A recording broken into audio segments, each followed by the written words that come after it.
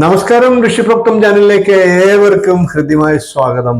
ഇന്നത്തെ നമ്മുടെ വിഷയം വളരെ പ്രധാനപ്പെട്ട ഒരു വിഷയമാണ്. ശനിയുടെ സ്തംഭനാവസ്ഥയാണ്.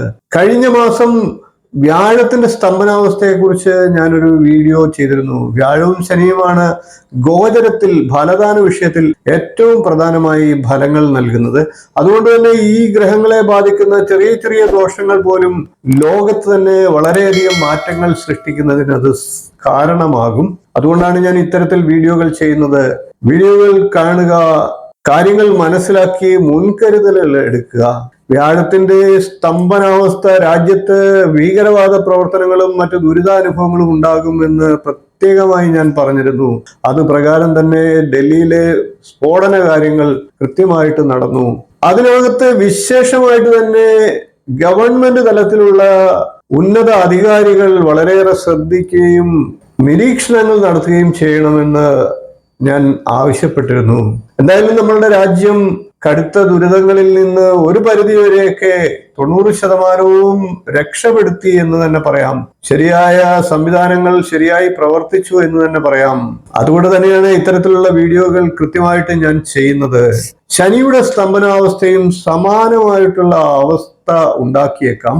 തീപിടുത്തവും അഗ്നിബാധയും സ്ഫോടനങ്ങളും ഒക്കെ നിരന്തരമായിട്ടുണ്ടാകാം. അത് ഇന്ത്യ മഹാരാജ്യത്തും മറ്റ് രാജ്യങ്ങളിലും ഒക്കെ സംഭവിക്കാം. എല്ലാ രാജ്യത്തുമുള്ളവർ ജാഗരൂകരായി പ്രവർത്തിക്കേണ്ട സമയമാണ്. നമുക്ക് ഇന്ന് ആ വിഷയത്തിലേക്ക് കടക്കാം. ശനിയുടെ വക്രഗതി മിഥുന മാസത്തിൽ തന്നെ ആരംഭിച്ചിരുന്നു. മിഥുനം 22-ാം തീയതി ശനി വക്രഗതി ആരംഭിച്ച് ഈ വരുന്ന വൃശ്ചികം 14-ാം തീയതി ശനിയുടെ വക്രഗതി അവസാനിക്കുകയാണ്. കൊല്ലവർഷം 1201-ാം ആണ്ട് വൃശ്ചിക മാസം 14-ാം തീയതി ശനിക്ക് വക്രം അവസാനിക്കാൻ പോവുകയാണ്. അതിന് മുന്നോടിയായിട്ട് ഏതാനും ദിവസങ്ങൾ ശനി സ്തംഭനാവസ്ഥയിലാണ്. അതായത് പൂർണ്ണമായിട്ടും നിശ്ചലാവസ്ഥ എന്ന് നമുക്ക് പറയാം. വ്യാഴവും ഇതേ അവസ്ഥയിലായിരുന്നു. ശനിയുടെ ഈ സ്തംഭനാവസ്ഥ രാജ്യത്ത് പല വിധത്തിലുള്ള ദുരിതാനുഭവങ്ങൾക്ക് കാരണമായേക്കും. പ്രത്യേകിച്ച് വിശേഷിച്ച് കേരളത്തിലും പ്രശ്നങ്ങൾ ഉണ്ടായേക്കാം. ഇത് തീരദേശ മേഖലകളെയും മലയോര മേഖലകളെയും കൂടുതലായിട്ട് ബാധിക്കാം. സാമൂഹ്യ രംഗത്ത് നിരവധി അസ്വാരസ്യങ്ങൾ ഉണ്ടാകാം.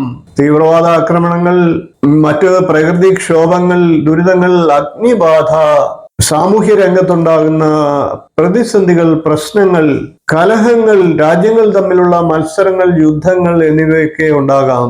ഇതിലേതെങ്കിലുമൊക്കെയുള്ള സാധ്യതകളാണ്. എല്ലാ മേഖലയിലും പ്രവർത്തിക്കുന്ന അധികാര സ്ഥാനത്തിരിക്കുന്നവർ വളരെയേറെ ജാഗരൂകരാക്കുക. അധികാരികളും രാജ്യ സുരക്ഷയുമായി ബന്ധപ്പെടുന്നവരും ശ്രദ്ധിക്കുക.